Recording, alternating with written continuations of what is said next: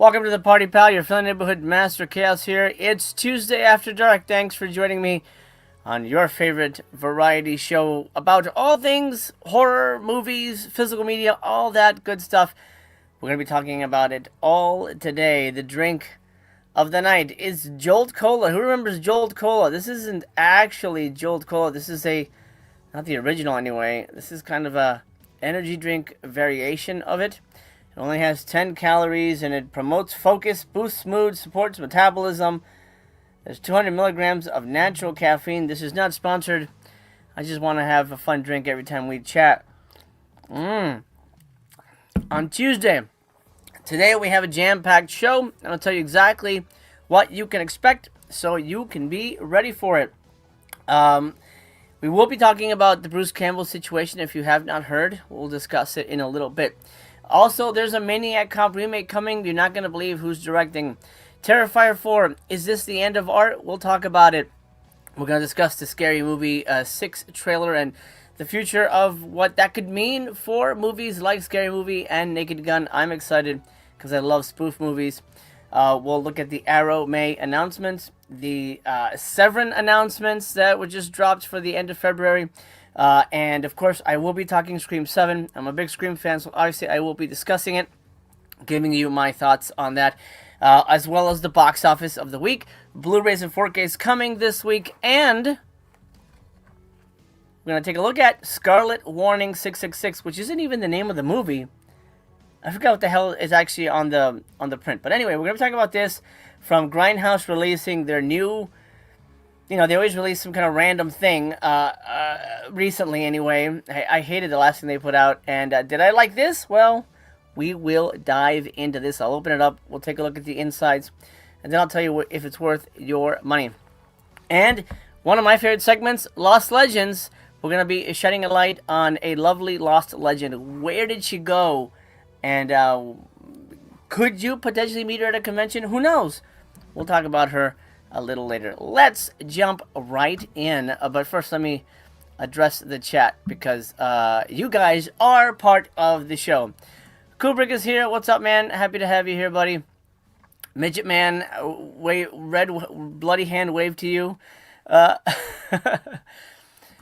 Fu Qua Johnson, MC, you're the man. Hey, you're the man, man. You're the man, man. You're the man.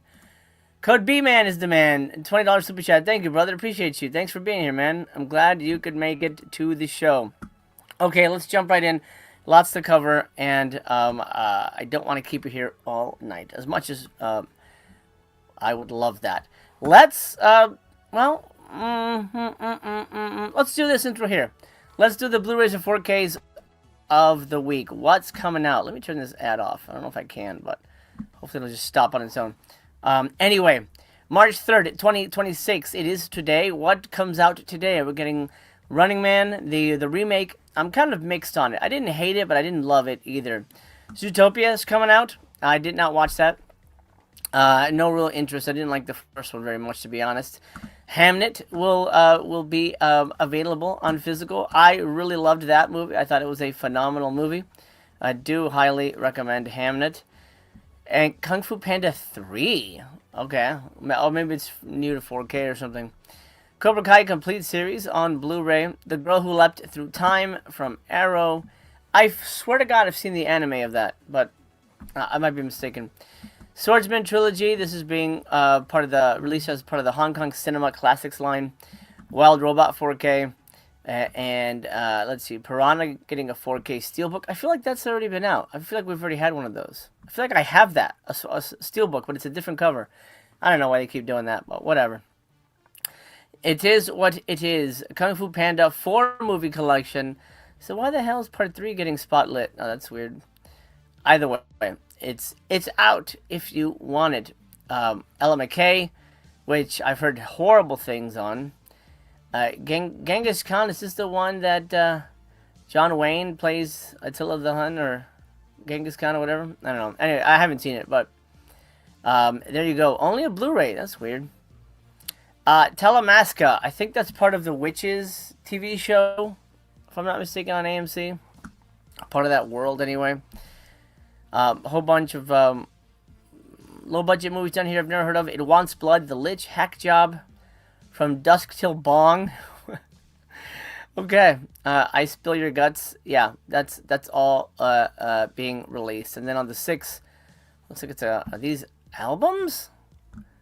No, Cinderella, Squeeze, Trixies.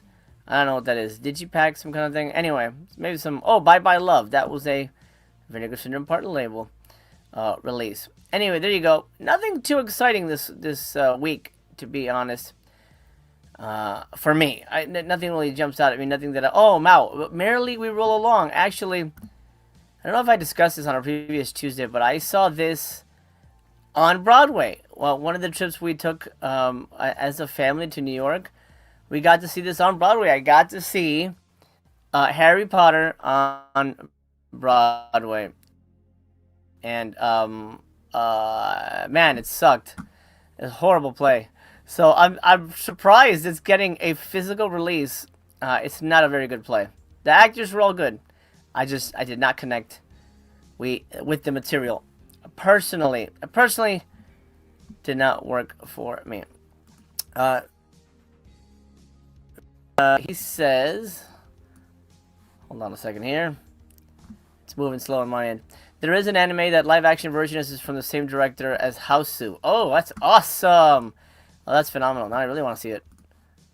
Alright, I'm going to move over here. Let's look at the box office, because it was a hell of a weekend for horror movies. Whether you liked it or not, Scream 7 killed it at the box office, my friends. Killed it. Phenomenal performance. And the best in the franchise. Made the franchise officially a $1 billion franchise. I'm very happy for it. There was talk of a boycott and people weren't gonna go see it and all this shit. But you know what? It topped the last movie, which was the most successful, Scream 6, by nearly 20 million. So suck on that. Anywho,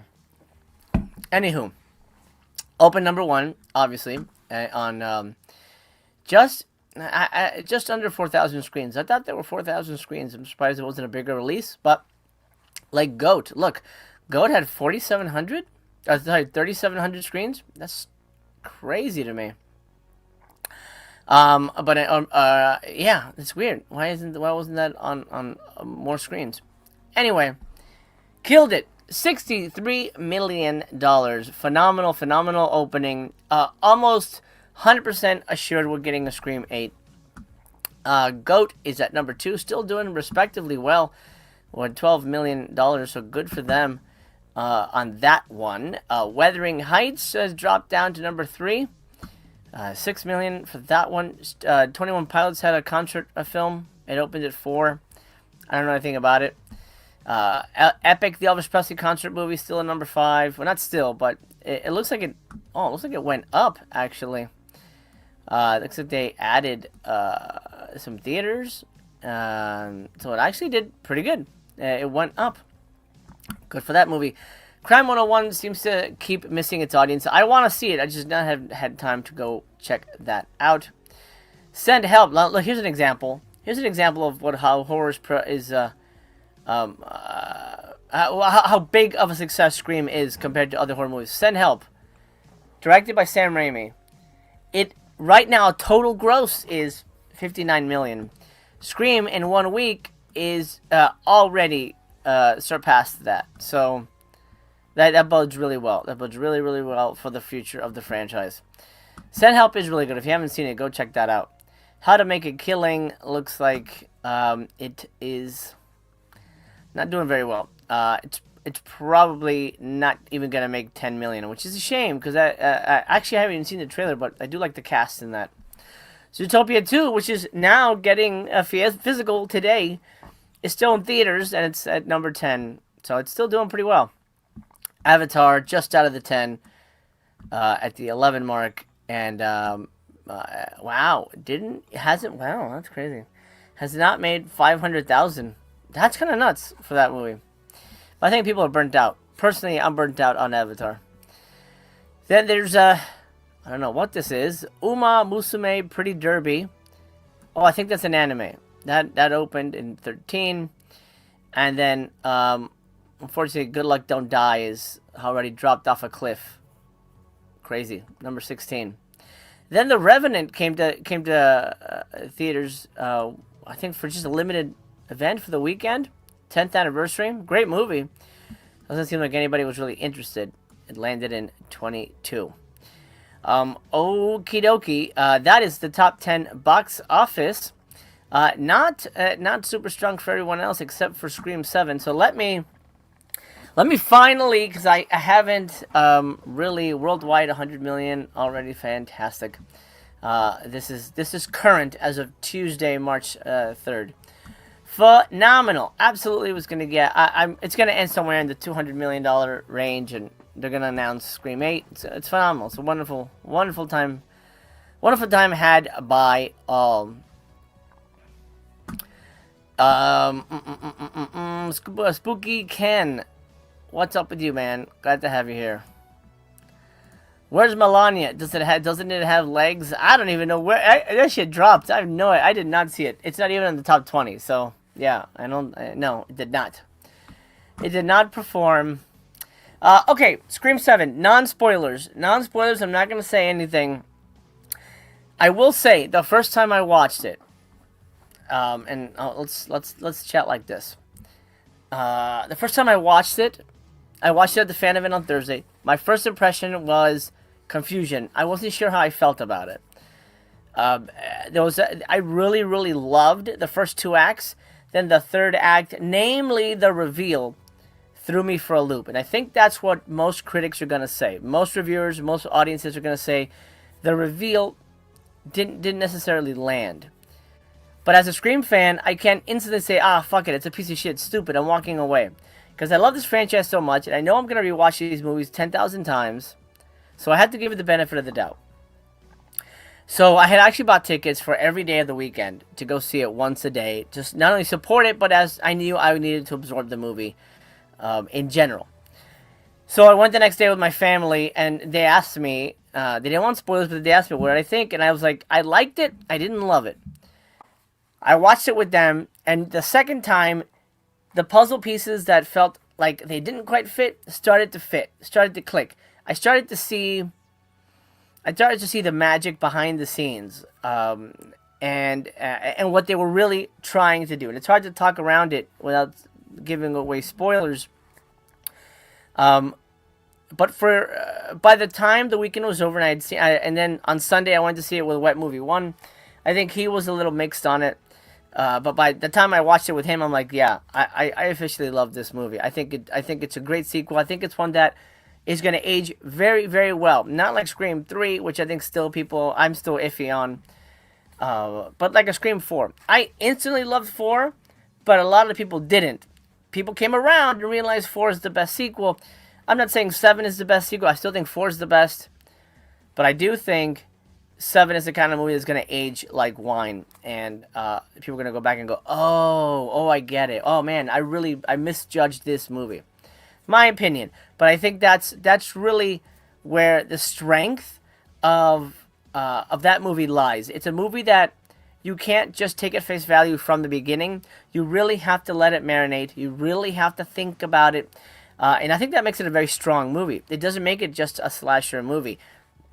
It doesn't have the connections to, it's about movies, it's meta commentary on cinema, whatever. It doesn't have that element because it's about Sidney Prescott. It is about Sidney Prescott, and then by default, it really is about the movies because her life has become movies. And the events that transpire are really focused on her and her importance to the world and to the people around her. And that's all I can say when it comes to the interpretation of the movie without getting into spoilers. I really love the movie. I'm going to give it 4 stars because there's still a couple things I didn't love. Namely, I wish that we spent a little more time with the new cast because I don't feel like I really got to connect with them as much. But I did like the new actors. And there's one scene involving a laptop that I think is really stupid, and it was such a red herring, dumbass move that I wish they had cut that out. What I do wish for Part 8 is that they give Kevin Williamson full creative control on the writing, because he only co-wrote this one, and it was rewriting because the script already existed. So give him full control. I think he did a phenomenal job directing. It's a beautiful looking movie. I'm very happy with it. I'm very happy with it, and obviously other people were. So that makes me happy. And here we go. I was just gonna mention OGP in the chat. He says, agree, 4 stars for me too. I was just on OGP's show yesterday. No, so Sunday. So like March 1st? Yeah, March 1st. And we were talking about the movie, and we both enjoyed it quite a bit. It's definitely one you need to really sit with and study, but it's just one of those things that I think that's what makes it special. Look, for years we've been asking them to change up the formula, give us something different, and they gave us something different. And then people reacted negatively to it, like, oh my god, it sucks, this is stupid. But what do you wanted something different. This is something different. This is breaking the rules. If you didn't want that, then don't complain. Then don't complain. Spooky Ken Time says, I liked it better than 5 and 6, but I didn't care for it too much. Okay, all right, fair enough. It's definitely something, like I said, it behooves you to rewatch it. Down the line, if you catch up with it, I think it'll age a lot better than your first impression. That's just my feeling on it, because I think that's just how some of these movies work, and I'm kind of excited about that, because that means cinema can have a second life. Now, OGP, let me highlight this comment. Most of the hate is due to Melissa and Jenna not being there, which is truly unfair. The movie is fun if you can let go of the grudge. A lot of that is that is a lot of that too. The fact that Melissa and Jenna. Oh, by the way, they just let the cat out of the bag as to what the Melissa and Jenna Part 7 would have been. And I'll tell you what, they would have hated it. The fans would have hated it.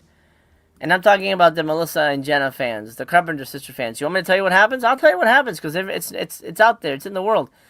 Part 7 was going to open with Jenna Ortega getting killed.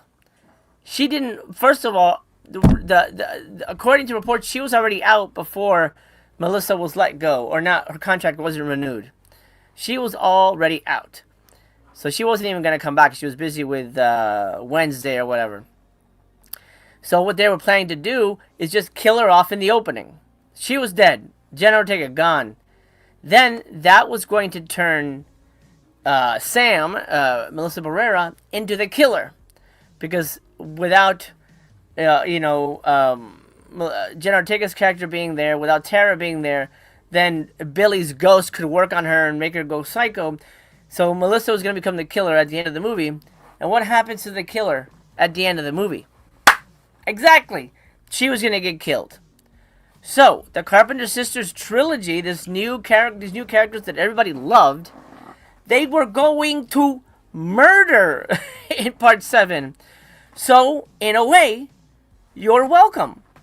Neve Campbell came in and basically saved their story. Because now they're still alive. And now, down the line, there is a chance they can come back. So, that's the good news. But they were on the chopping block, believe it or not. Which to me that blows my mind. That they were absolutely going to attempt that.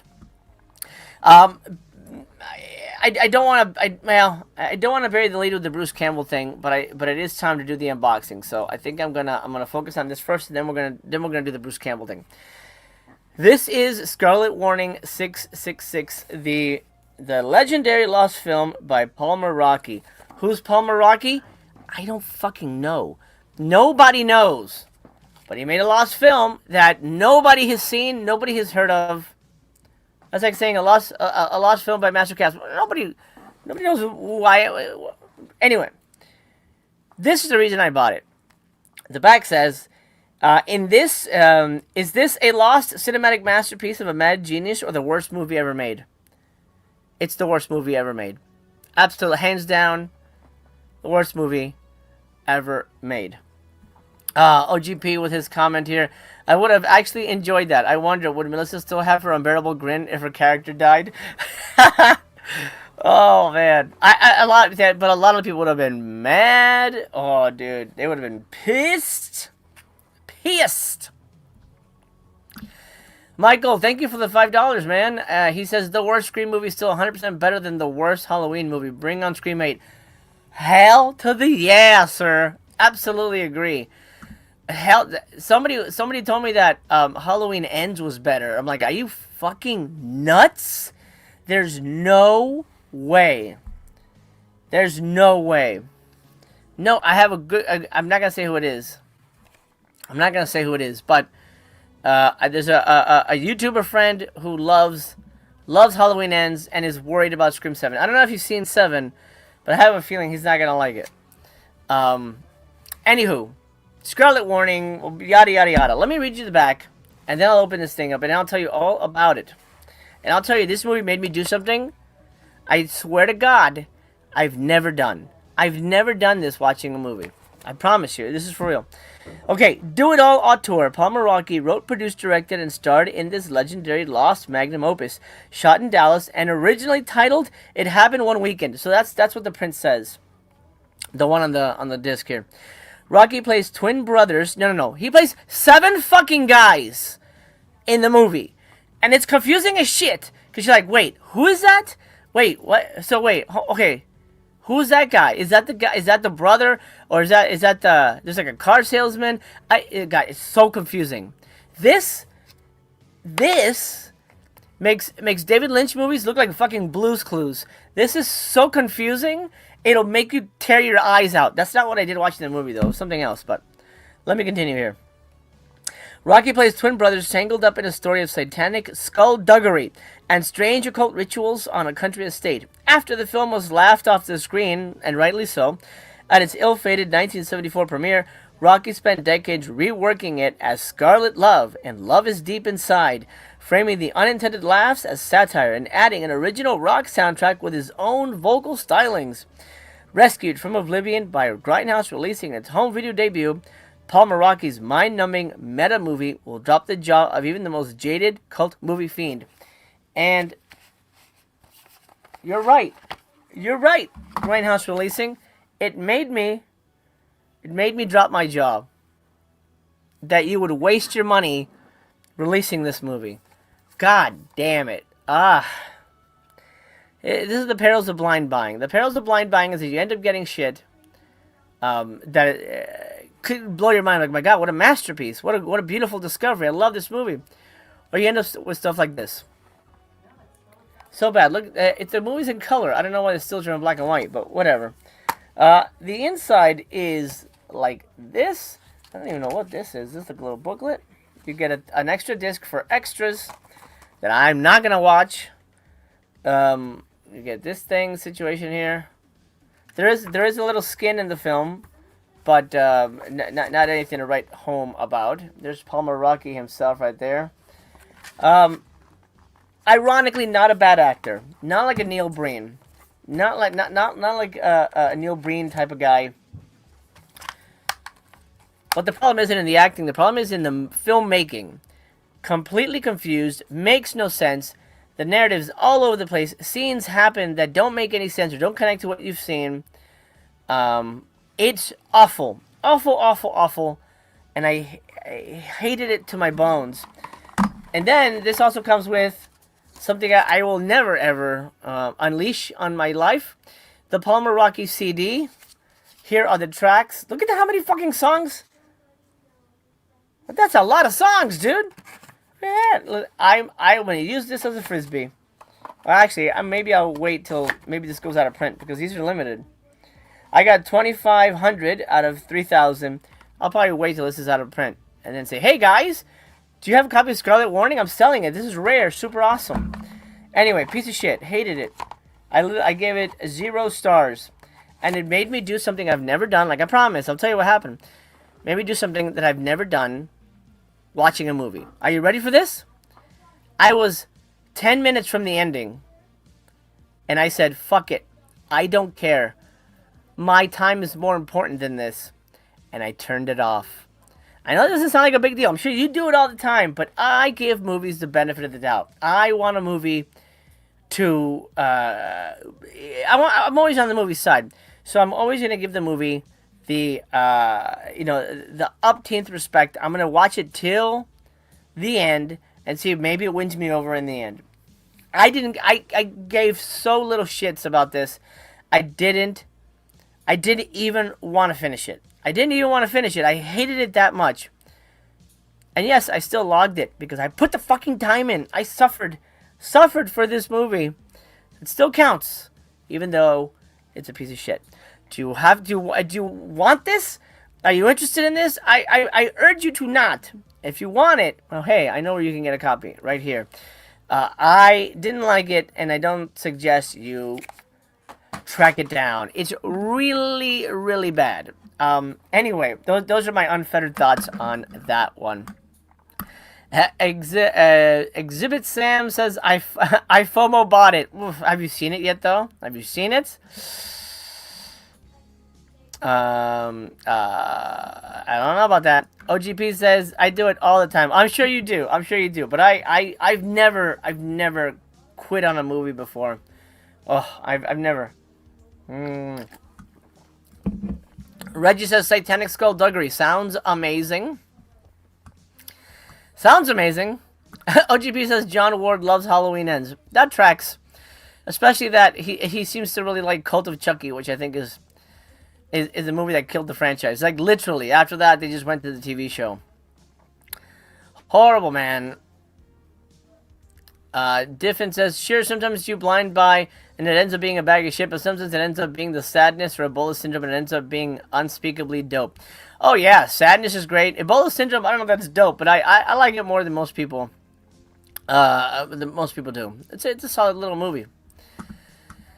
Brent says, I recommend Save the Green Planet, new UK Arrow. Yes, great movie. Great movie. I love that film very much. David says, I already have it. Pretty hard to get through. The extras are the best part. Well, maybe I'll check it out, but I don't know. Anywho, let's move on. I don't want to. I think the biggest story is the one we're going to discuss right now. By the way, if you're watching live, make sure you drop a thumbs up. I do have a poll going right now in the chat.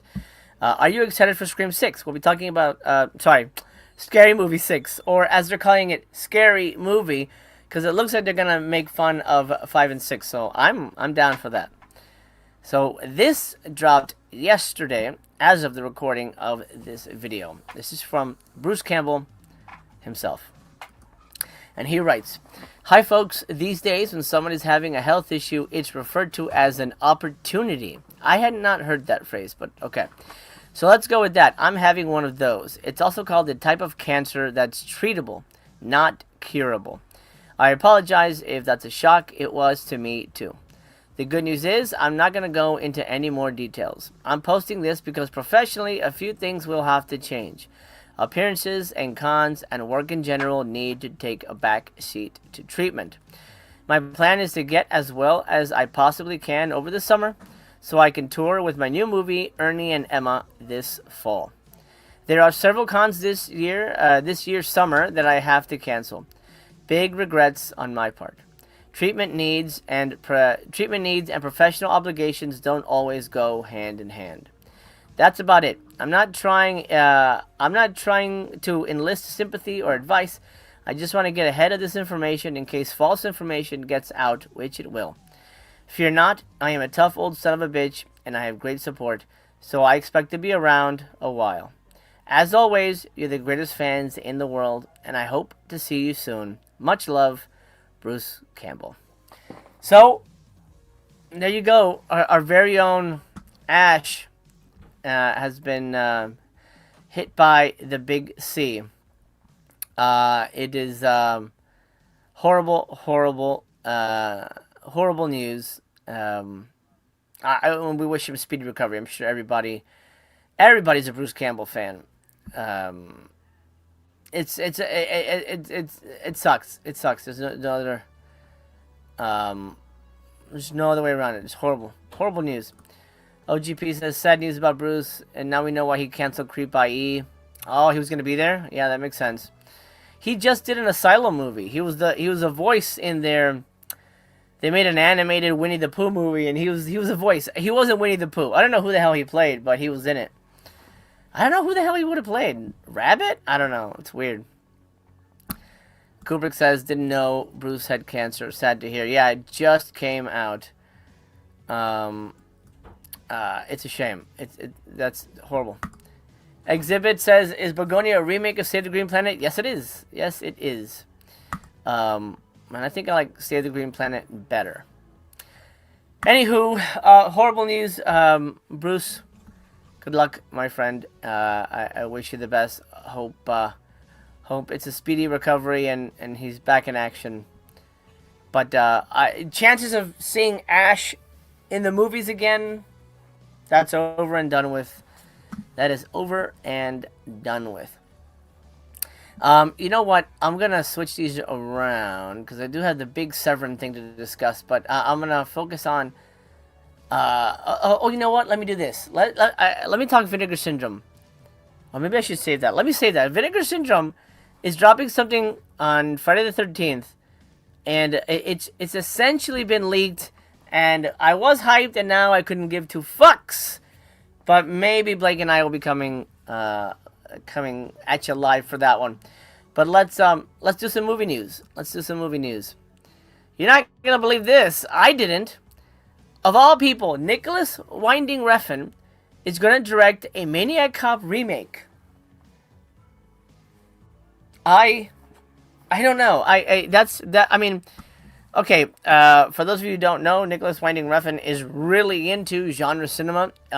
He's become a preservationist. He was really into Andy Milligan. He has a whole thing about Andy Milligan.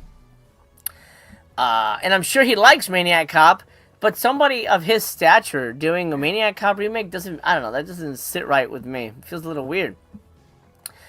But whatever. It could be amazing. Let's read into it. This is from an article by Jordan Rumi. A very interesting update on a project that's been dormant for well over a decade. Nicholas Winding Refn's remake of Maniac Cop is apparently eyeing a 2026 shoot. Nick has it as his next project that will shoot in the fall, says William Lustig, who is executive producing. Not only is the project moving forward, but Lustig says it now has a distributor, which will be announced very soon. As for whether Refn and Maniac Cop are a good match, I think they could be. After all, the original already leans on Refn hallmarks, neon-soaked visuals, stylized violence, and an almost mythic central figure. Originally developed as a feature before being reshaped into an HBO series. What? The latest reimagining of the 1988 cult slasher is now back in development as a theatrical film. A series? A Maniac Cop series? No thanks. Aw, no way, no thanks. At one point, the project had John Hyams attached to direct from a script by Ed Brubaker, with Refn only producing. The original Maniac Cop follows a string of brutal murders in New York, seemingly carried out by a uniformed officer. Everybody knows the plot. I'm not going to go into the plot. What's even more surprising about this development is that Refn, who hasn't released a feature in 10 years, has another film in the can, Her Private Hell, starring Sophie Thatcher in the lead role, and that one is rumored to premiere at Cannes in May. Refn's last movie, The Neon Demon, divided audiences, and certainly didn't live up to Bronson or Drive.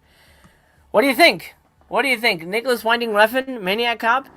Is that beneath him? It feels beneath him to me. That's really odd to me.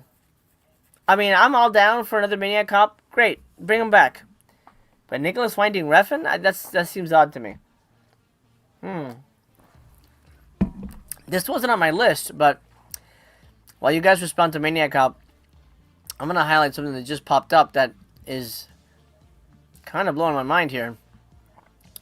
Steven Spielberg's Bullet reboot no longer happening. So Steven Spielberg was going to make Bullet with what's-his-face? With Bradley Cooper.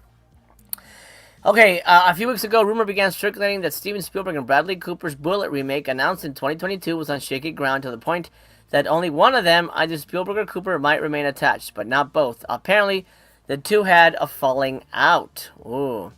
This was quite the rumor, considering Spielberg has been an important mentor to Cooper, offering guidance that helped shape his growth from actor to filmmaker. Cooper has spoken about how Spielberg's confidence in him, especially as he began stepping behind the camera, gave him the courage to trust his instincts and think more expansively about storytelling. That relationship led to Spielberg producing A Star is Born and Maestro. Since then, I've been asking around about the status of Bullet, and I can now say with confidence the project is firmly on the back burner. I don't know that I would have liked that either. Steven Spielberg doing another... I mean, he just did West Side Story. I don't think he should be doing remakes. Bullet? Or Bradley Cooper? No, man. That shouldn't happen. That's a bad idea. I'm glad that's not happening. I don't want to see that. I don't want to see that at all. I'll pass. Okay, Zach says for Maniac Cop, haven't seen Refn put anything out in a while. Yeah, it's been 10 years. Spooky Ken time. Finally, the Maniac Cop remake is getting made. Have you seen Refn's Maniac Cop short film? Oh, he made a short film? I have not seen that. That's funny. I will have to check that out. Zach says he's good at dirty, gritty stuff, so he could pull something off.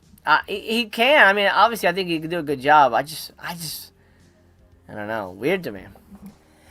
It's weird to me. David says, I'm intrigued. The first Maniac Cop was okay. The script was great. Refn might be a good fit. Well, we'll find out. We'll find out. Hopefully, maybe coming out next year. If it shoots, if it already has a distributor and everything, then it's going to be an easy release, I should think. Zach says, Bullet with Bradley Cooper, no thanks. Can't replace McQueen with that. No, you can't. There really is nobody like... Yeah, there's really nobody like... And you can't really make a car chase, another car chase thing? I feel like... Yeah, nah, leave it. Leave it. Do something else. Brian says, Will Quick, Mastercast, I see you. Nicolas Cage is a carpenter's son. I'm not sure what you're asking. Have I seen The Carpenter's Son with Nicolas Cage? I've not. I haven't heard anything about it. I mean, I've seen the cover, but I don't know if it's any good or not. Spooky Ken says the short film is a remake of the opening sequence of Maniac Cop. Interesting. Is that on YouTube or anything? Like, where could you see that? I'd like to track that down.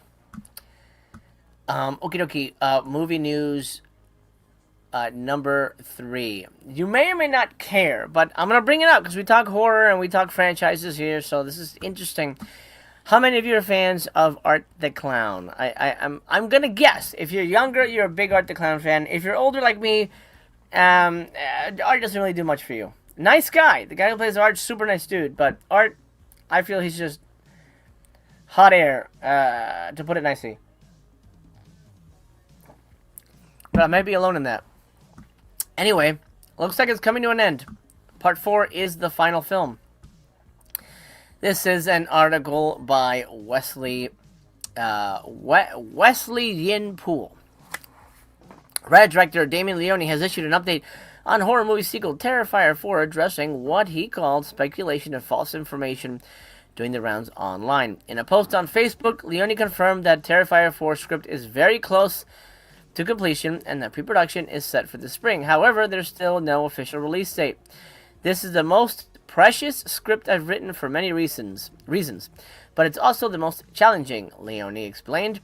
There's also a lot of material to tackle and a lot writing on this one, not just creatively, but emotionally. I mean, I get that.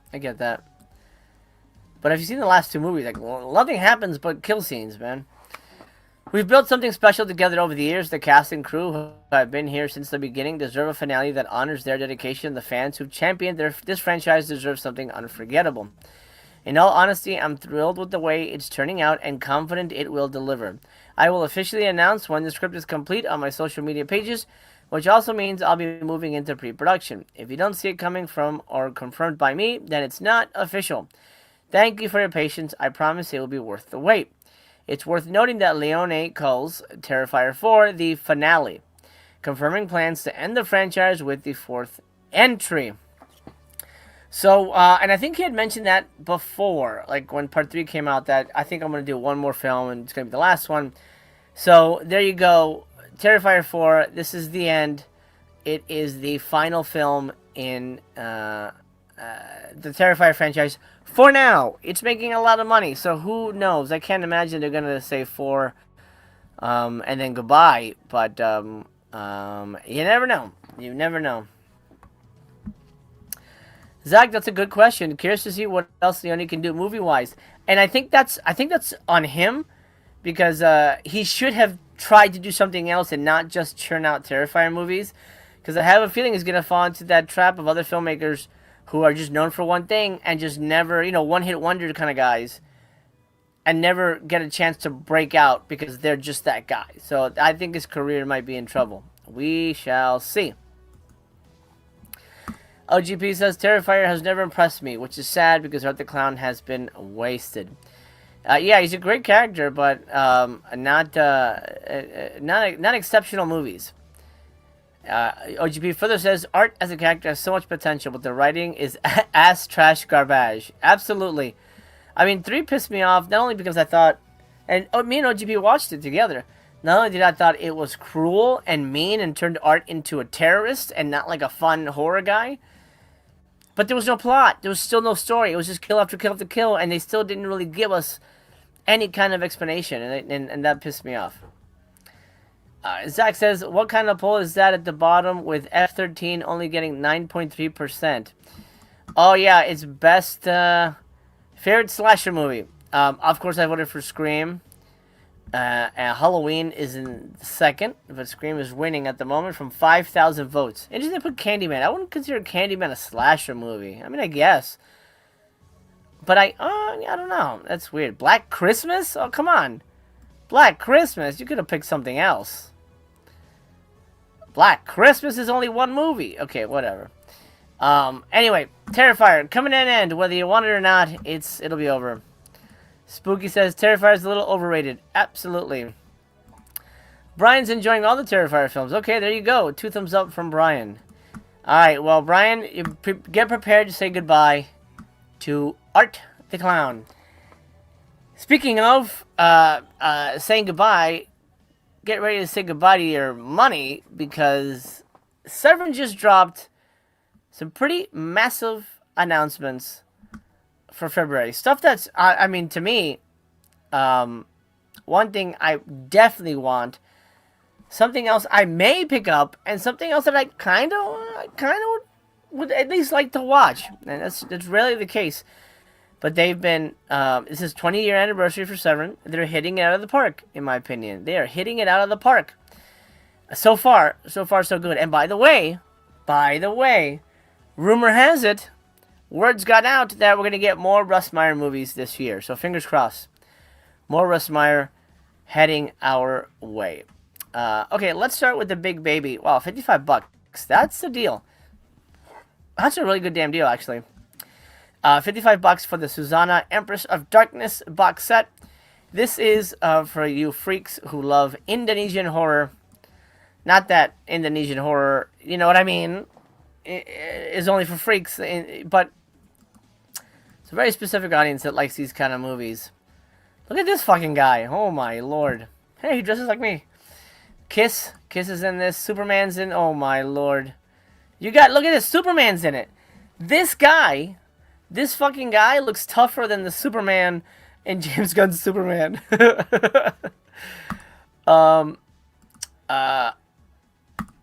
Yeah, man. This looks like a lot of fun. I'm a big fan of these kind of movies. They're goofy as shit. They're usually pretty gory. They don't make any sense. Apparently, Freddy Krueger is there. Look at this. Look at this. It's like a bank robbery or something. Oh my god. Oh, there's a lot of great stills here. Oh yeah. Look at that, guys. Look at this. 3 little heads in a soup. I'm gonna pass. I don't care if it's free soup. Look at that. That's great. Good, fun practical effects. I mean, they're not supposed to look great. They're kind of fun and cheesy, and it's exciting. You do get a repeat though. If you have the folk horror box set, you will get the Susanna documentary twice. It's a bummer, but whatever. And this is from the documentary. Dude, I'm in. This is for me. This is for me, man. Spooky Ken says, that Susanna box set looks so sick. I may blind buy it. Not sure yet. Zach says, don't know these Severin Films. Fill us in, MC. Will do. Will do. Uh, Zach says, looks like the Indonesian Dale Earnhardt. Let's go back to that guy. Hold on. Oh, I had to track him down. Hold on. Let's go back to the... Okay. Where did he go? Where did he go? Hold on. Indonesian Dale Earnhardt. That's pretty good. That's pretty damn good. Okay, I like that. Okay, Susanna, Empress of Darkness, 3-disc Blu-ray box set, $55. That's the deal. That is a deal, especially considering if you get a Russ Meyer movie, they're like $50. Of course, that's 4K, but still one movie compared to a ton of shit. 6 films, 3 discs, featuring the North American disc premiere of 4 Susanna horror classics. Alrighty, let's dive in here. She zoom in a bit here so you can kind of get a better look at it. Does that read better on your end? Yeah, that'll read better. OGB says that's a great call on the Superman guy. Hell yeah. Hey, Spooky Kentep says my wife just gave me the okay to buy it. All right, nice man. Always gotta check in with the missus. Okay, she's known as an icon, a cult legend, and an inspiration for modern scream queens. Nearly 2 decades after her passing, she remains Indonesia's ultimate queen of horror. In this 3-disc, 6-film collection, discover Susanna for the very first time, or, as you've never experienced her before, in pact with the forces of darkness. Susanna stars as a woman who returns from the dead for violent revenge, complete with knockoff Freddy Krueger gloves. That's fucking great.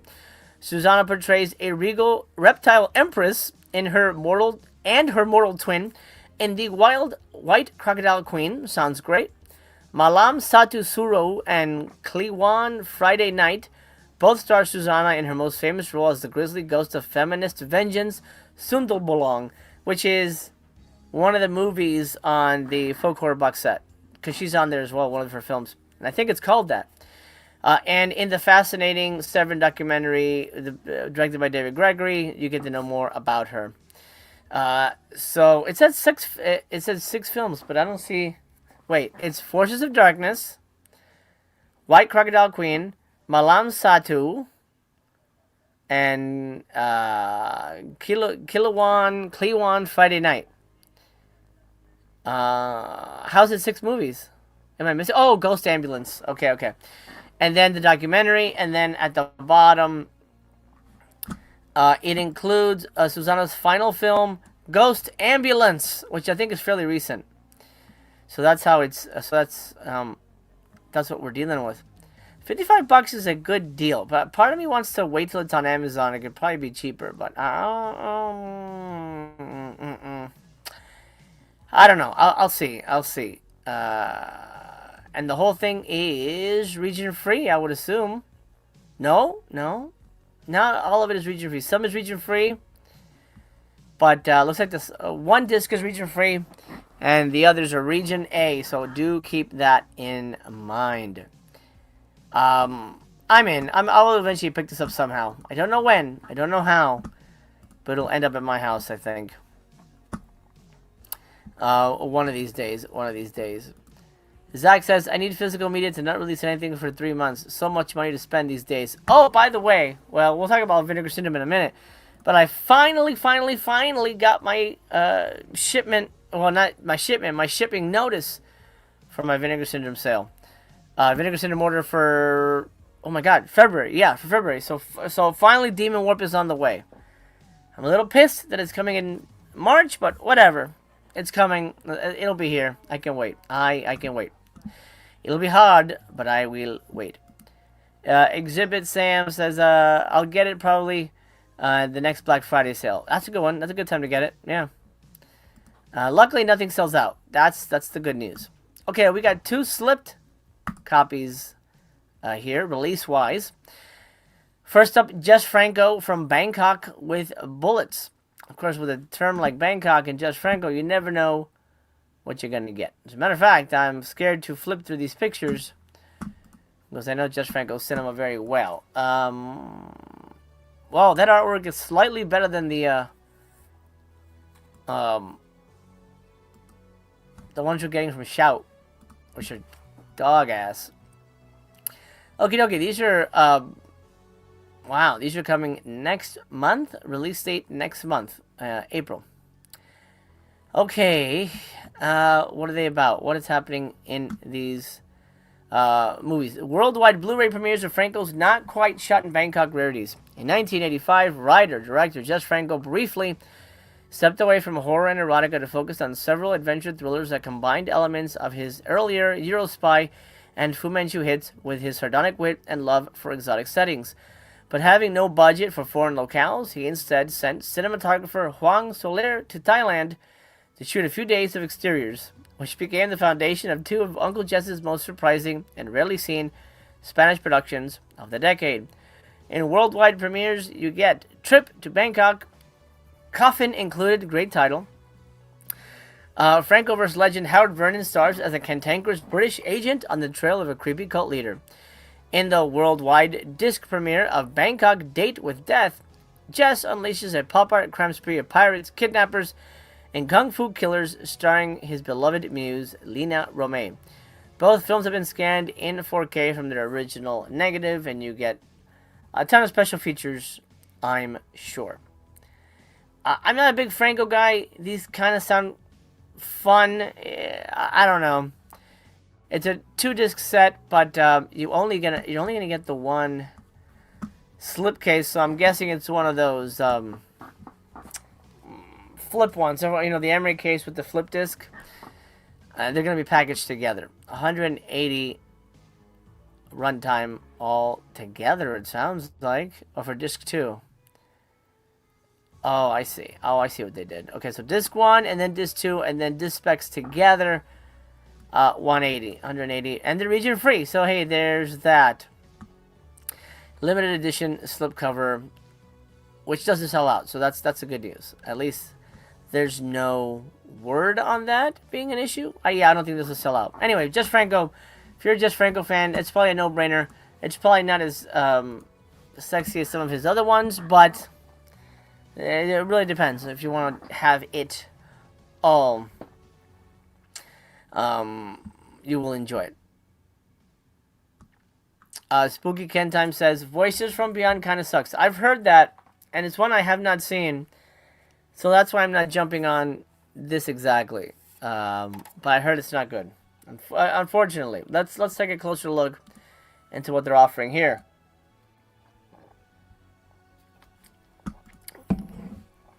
Great cover, except for the fact that we have Lucio Fulci looking down on his own movie. I think that's a little weird. That's like putting Spielberg, like, looking down at E.T. Like, what the fuck? Like, why is the filmmaker... I mean, I guess maybe he's in the movie. I don't know. I haven't seen it, so maybe he's in the movie. But I will say the trailer looks fucking good. The trailer looks fucking good. So who knows?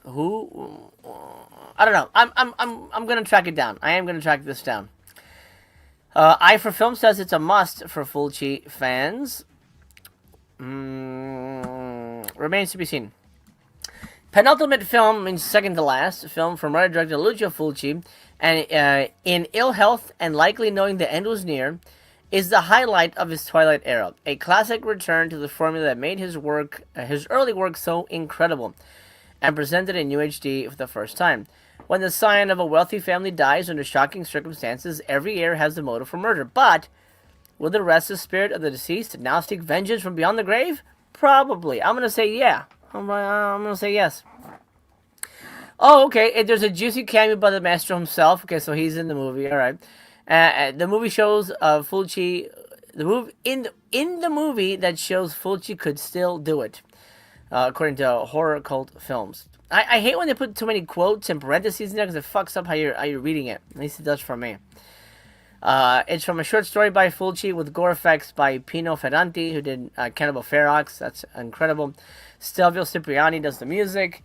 And then you get a bonus soundtrack CD with it as well. Okay, so with the Blu-ray, special features include an audio interview with Fulci and a whole bunch of interview with one of the actors, set designer, prop master, and then Stephen Thrower waxing poetic for like 50 minutes. That guy can talk.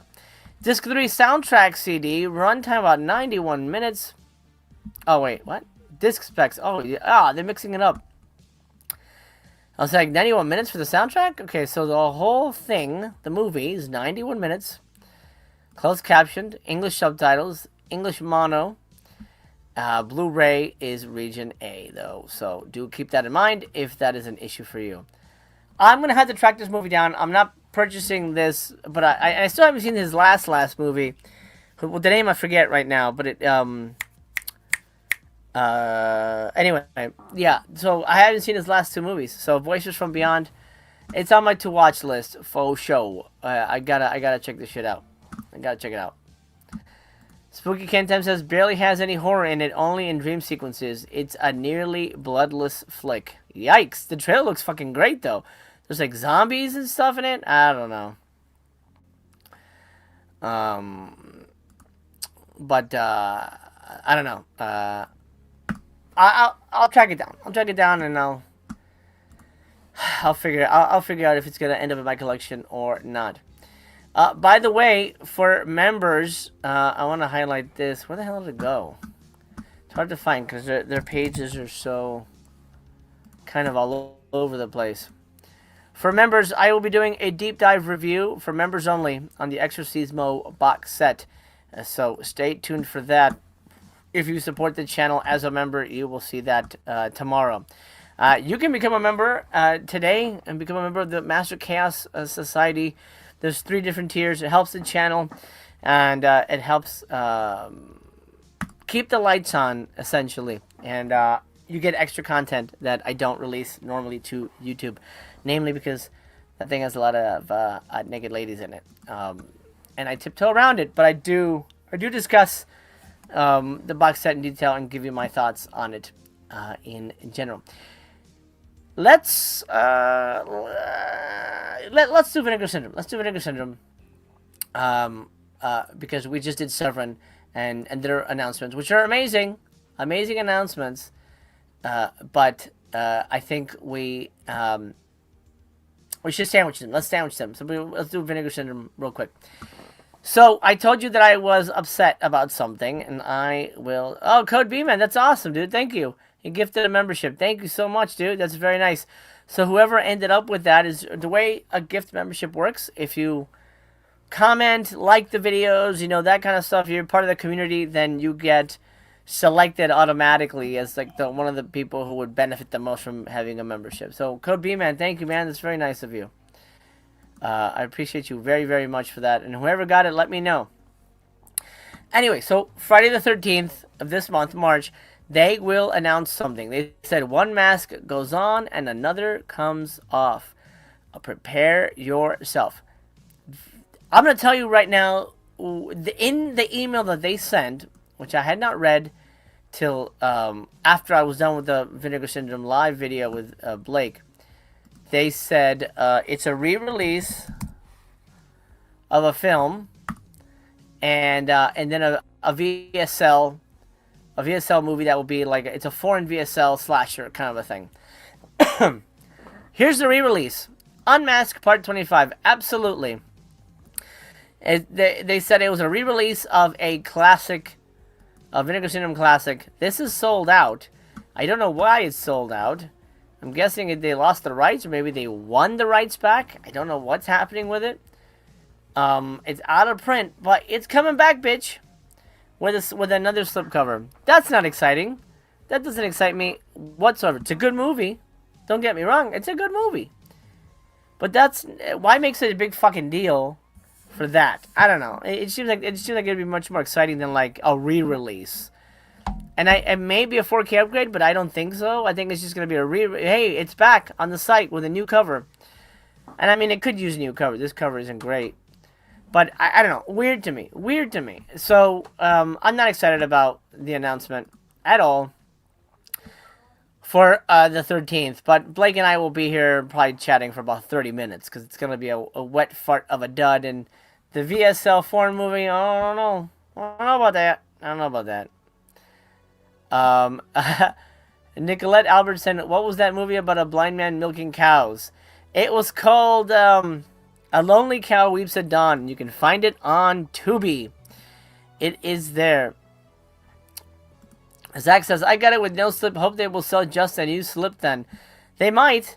Although they They didn't do it with that new thing they're doing with the Massacre alternate cover. You have to buy the movie twice for that. They're not selling that if you wanted just the, I don't know, just the alternate for that. They might, but I'm not excited about it. I don't know. We'll see. That kind of bummed me out that it wasn't as exciting as it should be. And look, I'll tell you what. Vinegar Syndrome has disappointed me in the past. It's happened, believe it or not. And then something will drop. Maybe the 13th comes and it's something phenomenal that I can't. I'm like, oh my god, holy shit! No, this is great. This is really, really great. It could completely change how I think. But right now, my gut feeling is that it's gonna be a wet fart thud release, and I'm gonna be very disappointed. And I hate that. I hate that. But anyway, that's the Vinegar Syndrome news. And I'm not happy about it. Not happy about it. Okay, Arrow has some new things to announce, so let's talk about that as well. Arrow May 2026, we're getting Mona Lisa, which is a great film. This is for UK. The top rows are UK, by the way. Mona Lisa's on Criterion here in the US. The Dollars Trilogy is Kino, right? Kino has it. There's a nice box set here. And Nightbreed 4K for the UK. For the US, we're getting a Blue Thunder. I think it's a movie that sounds cooler than it is, at least for me. It sounds cooler than it really is. It's not as cool as it sounds. It was just okay. G.I. Samurai with Sonny Chiba. I've never seen it, but I do love me some Sonny Chi. And then finally, I'm so happy, so excited. I almost bought the UK of this. The 4K UHD of Robin Hood. It's coming, baby, for the US, finally. I'm hoping it's a chunky box. I love this movie. I grew up with this movie. It's my favorite Robin Hood. Fantastic. I'm dying to get it. 4K. It's mine during a sale at Barnes & Noble's for 50% off. But I will be getting that. Let me know if there's anything here that you guys are excited about. I think, for the most part, Robin Hood... I mean, again, but Robin Hood is a re-release. They've already put that out, technically. I think the only new things we're getting is G.I. Samurai and Blue Thunder. Unless Blue Thunder's been released before? I don't think so. But regardless, the UK... It's a UK label, so makes sense that they would focus on that. Now, I don't want to forget our Lost Legend, and we will get to the Lost Legend, but I do want to talk about show notifications. No, block them.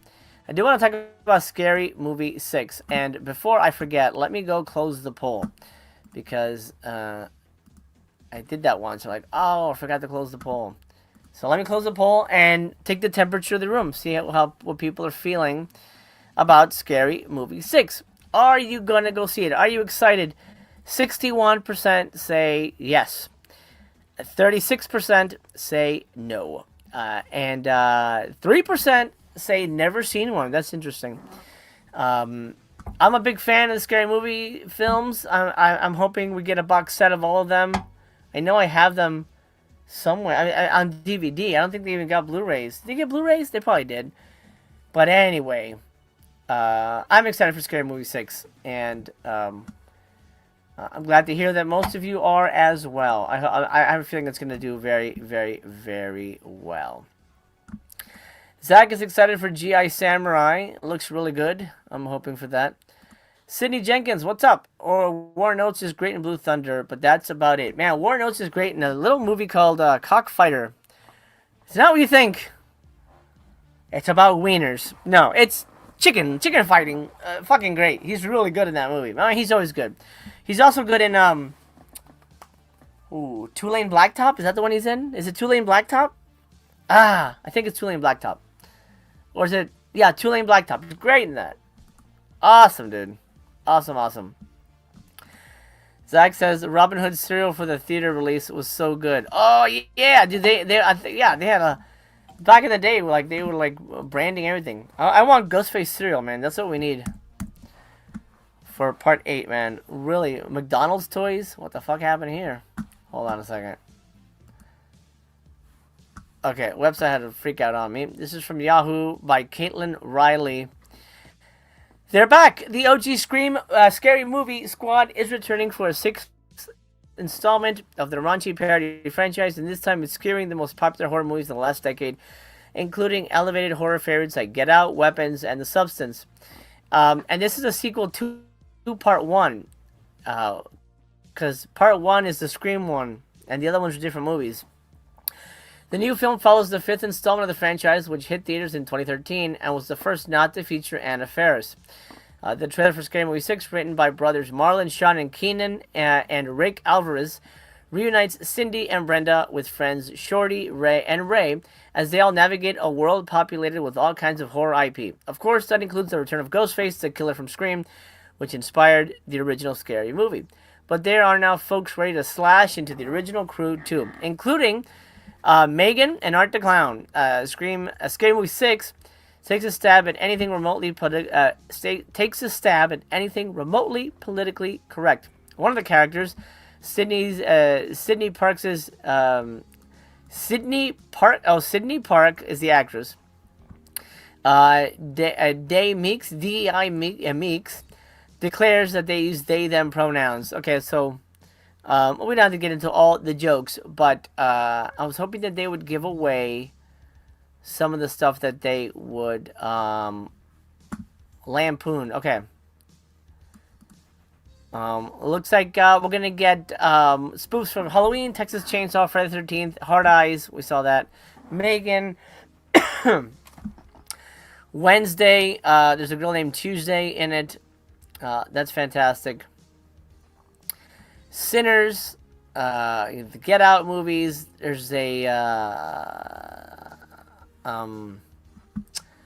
Smile reference, which I didn't get at first. The first time I saw it, I'm like, I don't get it. Weapons. Chris Elliott comes back. I love Chris Elliott. He was so good in Scary Movie 2. So good in Scary Movie 2. He's going to play Longlegs. The Substance. There's going to be some sequences, probably with Sherry O'Terry, I would guess, because she's coming back. And then Art the Clown. And he's not played by David Howard Thornton, by the way. It's just another guy who pulls it off. But I love the Scary Movie franchise, and I'm excited to see what they do with it. And Anna Faris is a national treasure. And, yeah, Chris Pratt's an idiot for breaking up that beautiful family.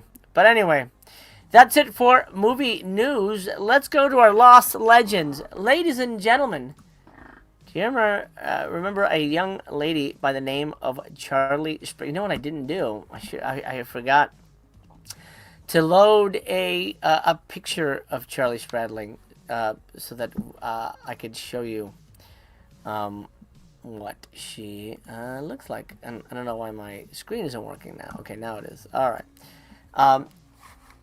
Backstory. Charlie Spradling, she is known mainly, at least where I know her from, working in Full Moon.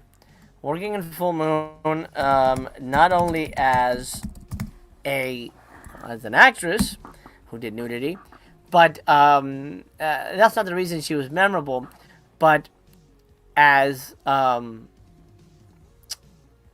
spokesperson for the what do you call it, the video zone. I'm blanking on it because I'm like reading shit. So she would be spokesperson for video zones. And, you know, she'd be like, hey, this is the new t-shirt. This is the new collector cards, you know, whatever. And I always thought that was kind of fun, that the actors would kind of get in on it, get in on the action, like promoting the movies. And I don't know, I always thought the Full Moon culture was so cool and so fun. Little did I know, it's very different over there. Story for another time. And I kind of shared my story already on that. But I always found her like such an interesting character. Whenever she appeared in the movies, she's most notable in Puppet Master 2. And she's great. She's great in it. I don't know that she would have left an impression on most people, but this is why we call it a lost legend, because it's somebody that you may not even remember. Let me share a photo of her real quick. This is Charlie selling the 1991 calendar of the video zones, and she was, so this is part of her spokesman era. Let's look at her IMDb real quick. She was in License to Drive, the Blob remake. She was in an episode of Full House, and she did a lot of these kind of interesting films. Unexpected Encounters. She was in Meridian. I think she's also topless in that one. The first Mirror Mirror, Puppet Master 2, I think, is her most famous sequence. She's in The Doors, Bad Channels. Of course, she plays Cookie. Who can forget Cookie in Bad Channels? To Sleep with a Vampire, Erotic Dreams. Those are both nudie, cutie type films. And her career, at least up to the moment now in 2026, ended 2002. The film I've never heard of called A Midsummer Night's Rave. I'm not sure what happened, if it was just the work dried up. You know, this is a very unsteady business. Making movies, being a filmmaker, being an actor. Unless you're at the top of the tippity top, it is a hustle every goddamn day to make a living. So I'm not surprised if she just couldn't keep up with it. I'm even considering doing something else, to be honest, because it's just it's hard to keep doing this. This freelance job, it's heartbreaking. Make a movie, you spend months, years working on it, and then it disappears. Maybe 2 people watch it. It's heartbreaking. You can't feed your family on it. It makes complete sense that you would move away and do something else. For better or worse, you just can't keep at it unless you are a Timothy Chalamet or Leonardo DiCaprio and those people that got lucky. Zach says Full Moon is tainted now for you. Oh yeah, absolutely. Noise Loop says I loved Midsummer Night's Rave. Really? You know that film? Wow, that's so crazy. Kubrick says hold on, let me see the highlight here. Sorry about that. Master Chaos, you mean filmmaking or art in general is a hand-to-mouth existence? Both. I mean, filmmaking is art. The art life is very, very difficult to make not only any money, but to get people to listen to you and trust you and give you money to make your art. It's exhausting. It's exhausting, my friends. Anyway, Charlie, this is a recent photo of her. I'll share right now. This is lovely Charlie Spradling right there. And she has moved on from acting. What is Charlie Spradling doing now? Well, let's find out. You won't believe this. This is her LinkedIn. There she is right there, looking very lovely, very polished. She is, I think she's in Texas now. And she is the co-founder of Stacked Sally. What is Stacked Sally? Stacked Sally salads offer a mesmerizing stack of fresh, organic, gluten-free ingredients and mind-blowing flavor combinations. Chef Lee, who earned her wings in the food truck industry, envisioned these salads. Immersed in a community of people who spend 100% of their lives focused on discovering new tastes, Lee embarked on a culinary journey to discover perfectly balanced flavor combinations. So it's a salad company. She runs a salad company called Stacked Sally. Organic salads. I guess you can order through the mail? I don't know. That's kind of weird. But anyway, this is in Texas. And then she, for a minute, I don't know if she's still involved there, but she was the senior vice president of a Pasadena magazine for a while, so she became a publisher, which is interesting. Very, very much a different change from acting, going into publishing. A very interesting situation. And then more publishing, Magnolia Publishing and Events. Event coordination, promotions, event conception, rebranding the city of Pasadena. It's kind of amazing that she was a part of the resurgence of Pasadena in a way. That's very, very interesting to me. Very different from acting. And I know this is her because her LinkedIn says member of the Screen Actors Guild and member of the Screen Actors Guild, yada yada yada, and she was in Puppet Master 2. So it's her, and so that's it. She went into publishing, and salads. That's her career. That's where she sort of ended up, a salad entrepreneur, and in the publishing industry. Fantastic. She found something that's sustainable because acting, especially in the low budget space, there's no way she would have made a living continuing with Full Moon. Back in the day, this was fun, but when you have family and you have responsibility, you gotta pivot to where the money is. Unfortunately, that is the reality of the industry. I'm sad to say that because it hurts my heart to admit how difficult it is. But it is very much a grind. And so it makes sense that she would step away from it. As a matter of fact, when we do these Lost Legends segments, mostly we're talking about people who've stepped away to do something that just makes more sense financially. This is the Arroyo Monthly, which I believe is a magazine connected with her. I don't know if she's still a part of it, but the Arroyo Monthly is a Pasadena newspaper here in California. And I'm not aware of it, but now I'll keep an eye out for it next time I'm in Pasadena and see if her name is in the credits or anything like that. But Charlie Spradling, you will not be forgotten. And I know Full Moon's not going to forget you either, because they got your likeness. And I'm sure they'll release noir versions of all your movies, and then 3D. Well, no, 3D is too expensive. They don't even pay for subtitles. They're not going to pay for 3D conversion. Forget it. Forget it. Anywho, Bugaboo.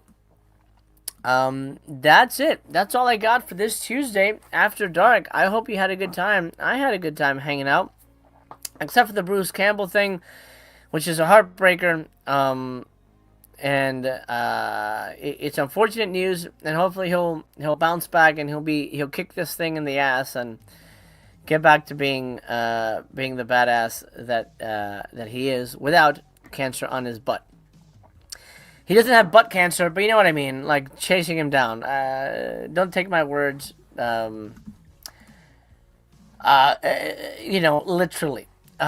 Anyway, my friend, thank you for joining me this Tuesday. It's been an honor and a pleasure. If you haven't done it yet, slam a thumbs up on the videos or take it to the show. Highly appreciated. I was going to have a special guest on this episode, but I messed up on scheduling. I have a lot going on behind the scenes, and my apologies to my guest, who will remain nameless because I want to keep it a surprise. But I do plan to have a guest popping in here and there. I think hopefully this month we're going to have 2 guests, maybe 3 popping in for a segment or 2 just to talk about movies in general. We'll have a discussion topic and then you guys can chime in and all that good stuff. Let me know who you'd like to see appear on the show, and I'll reach out to them if I have not already. My friends, thank you so much. It's been an honor and a pleasure. It always is to hang out with you. It means the world to me. Oh, Code B, man, thank you, man, for the final letter super chat, $10. Thank you, brother. Highly appreciate it, and thank you so much for getting someone a membership. That was very kind of you. Stay tuned for the Exorcismo box set, members. It's coming tomorrow. I'm actually going to post it tonight. And, man, I go up. Well, I'm not gonna hint as to how I feel about it. But anyway, anywho, thank you very much. It's an honor and a pleasure. You guys rock, you rule, and you roll. And until we meet again, I'll see you next Tuesday.